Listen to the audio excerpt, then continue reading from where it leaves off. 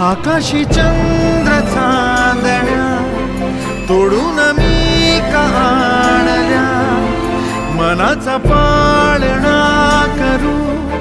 बांधून घे जरा झुला, डोळ्यात तूच साजणी सुखाचा स्पर्श तू नामा, तुझ्या विना उरेन अर्थ जीवना, उजळे तुझ्या हसूने कणकण, अन चंद्र हे हातीचे काकण.